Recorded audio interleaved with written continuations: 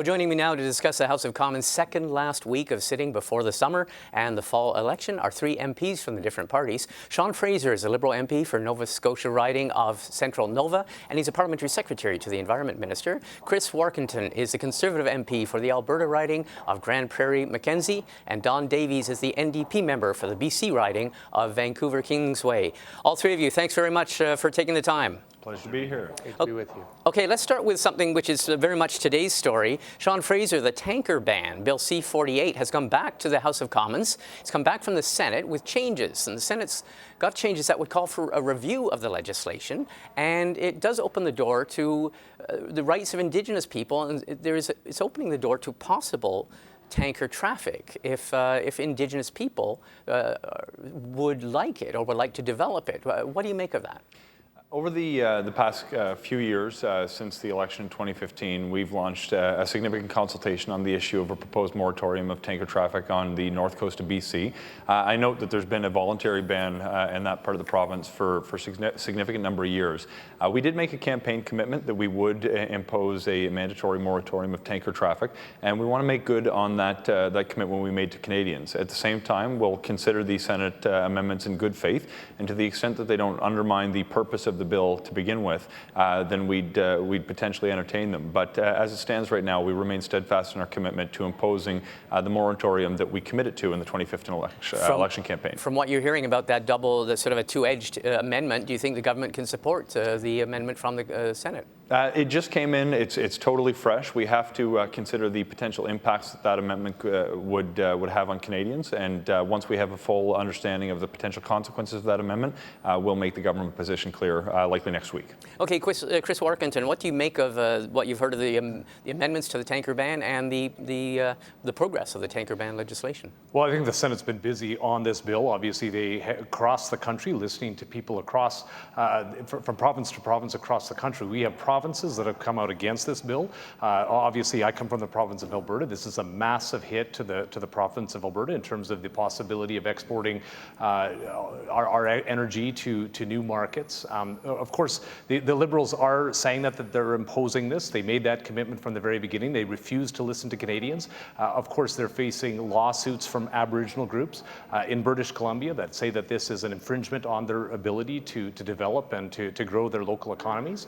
Obviously, the Senate first proposed through their committee process that this bill be abandoned. They had some very strong language for the government after listening to Canadians, doing what the Liberals refused to do.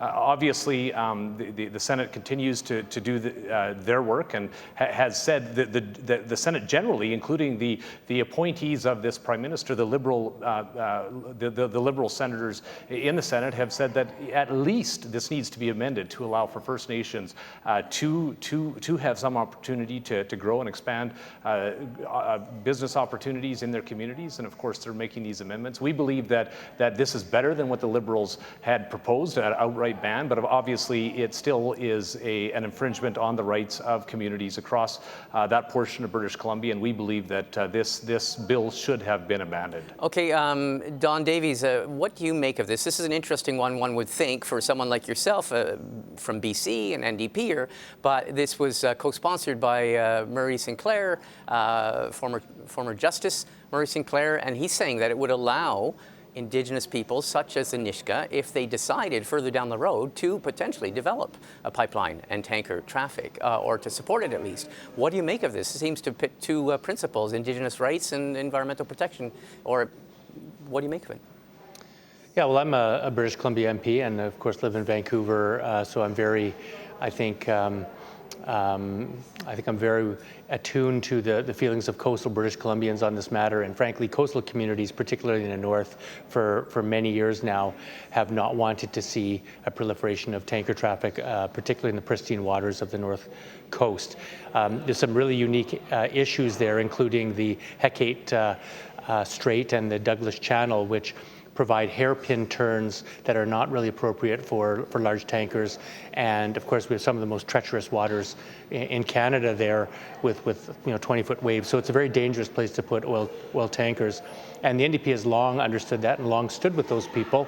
We've been putting in bills and motions to ban tanker traffic on the North Coast for decades now. going back to Denise Savoy when she was the MP for Victoria, and carried on by Nathan Cullen and myself and Murray Rankin and others. So we're very, very adamant that there should be no tanker traffic on the North Coast. It's a dangerous place of the world to have them. There's going to be a spill eventually, and you won't be able to clean it up. There's no pipeline there now, so there really isn't any economic imperative to have tanker traffic there at this point. So would you encourage the government to then nix that, to reject that amendment by the Senate? Well, our position has been clear for decades. We don't want to see oil tanker traffic on the North Coast, and that'll be our position going forward as well. Okay, Sean Fraser, let's look at another big issue, and it's still resonating, and that was the PBO, the Parliamentary Budget Office, produced a report yesterday. The Parliamentary Budget Officer says that your taxes, the carbon tax as it stands, will not be enough to reach our Paris commitments, and he suggested a fairly substantial increase. The minister yesterday said there will be no increase in the carbon tax after 2022. How then are you going to reach the Paris targets? Yeah, thanks very much for the question. I want to thank the Parliamentary Budget Officer for his important work on this file and many others as well. One of the things that I want to point out about the analysis contained therein is the increase in the cost of our price on pollution that he flagged presumes that there would be no other measures implemented over the next 11 years.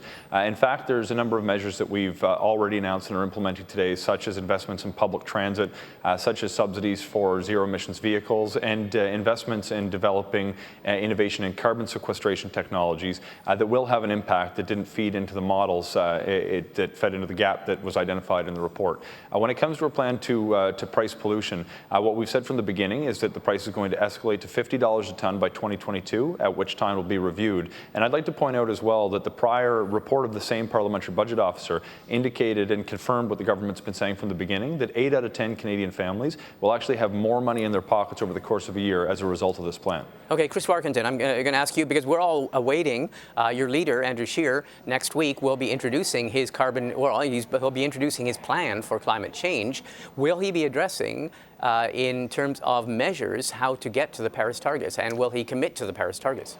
Well, what is clear is the Parliamentary Budget Officer very clearly delineated, having gone through the Liberals' plan, the inclusive plan, all of the provisions that my Liberal members keep saying that the PBO did not consider. Of course, he did consider and included in his analysis. And what he came up with is essentially that the Liberals are coming far short of any chance of meeting the Paris targets. What we believe is that we need to have meaningful reductions in GHG emissions. We believe that we do need to advance an environmental plan that will actually have a chance of meeting important targets in the future. But what we have seen time and time again is report after report indicating that the Liberals have come forward with a tax plan, not an environmental plan.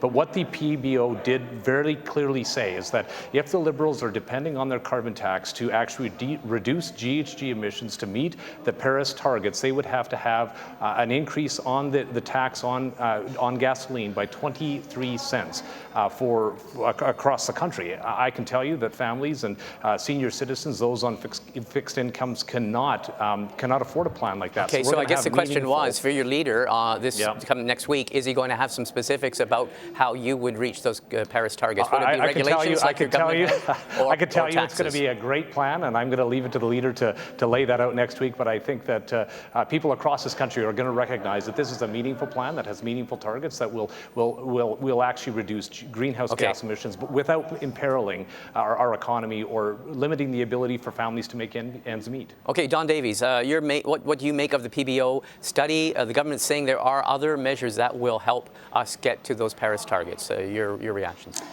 Well, first of all, I think Canadians are overwhelmingly extremely concerned about climate change and the emergency it presents.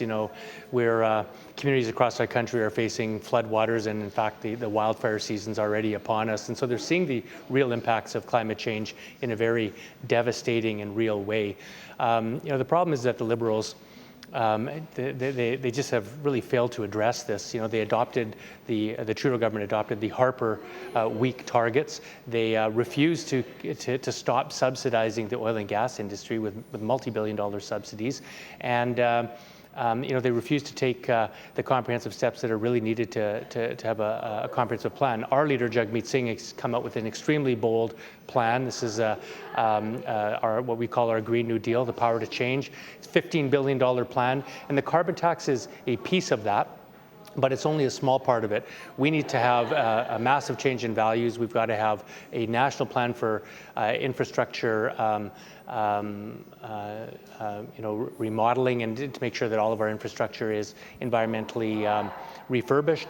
We need to make sure that workers are not left behind, so we have to have a just transition so that all those people that are currently employed in intensive fossil fuel industries have a meaningful ability to transfer into the new economy, which we think is going to present lots of economic opportunities. So what the NDP offers is a serious plan to deal with climate change, as well as dealing with the social justice components that come with that. And I think that's we're the only party that is occupying that space in the national discussion. Okay, well, on that note, I want to wrap up. I want to thank you, all three of you. This may be the last chance we have, or I have, to have a panel of MPs before you all head off for the summer. So I want to make a special point of thanking you for taking the time and speaking with us, as you always do here on CPAC. Thanks a lot. Excellent. Pleasure as always. Thanks, Martin.